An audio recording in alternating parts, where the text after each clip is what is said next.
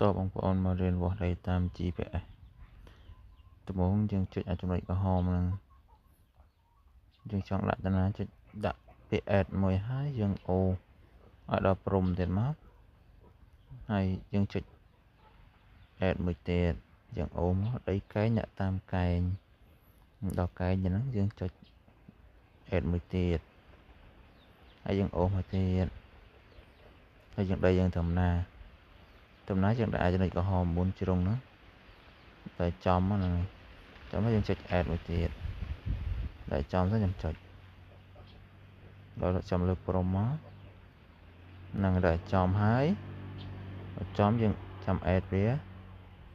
add ហើយយើងអូមកទៀតដល់ដីយើងត្រឹមហ្នឹងយើងដាក់មក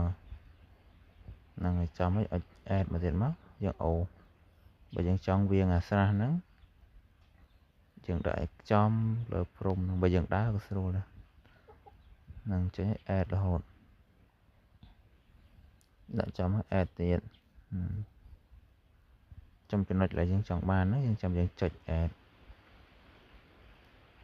អានេះយើងវាស់តាមលើអញ្ចឹងវាអត់ច្បាស់ដូចយើងដើរទេអានេះយើង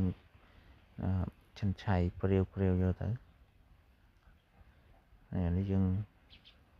ចុចតាណាយើងមើលកន្លែងណាយើងត្រូវដាក់ចំណុច Q ទូចហ្នឹងទីតាំងយើងអង្គុយទេទៅយកចំណុចក្រហមដាក់ចំ add មកទៀតហ្នឹងវាចេញរាងដីដែលយើងចង់បានហ្នឹងហើយវាចេញផ្ទៃកាឡាក្នុងកឡោនលេខខាងលើចុចពាក្យ add មួយទៀតឈប់មកហ្នឹងហើយចេញរាងបាត់ហើយ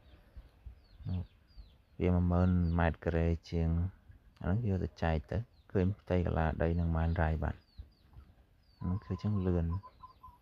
តែវាអត់ច្បាស់ដូចយើងដើរវាស់ផ្ទាល់ទេ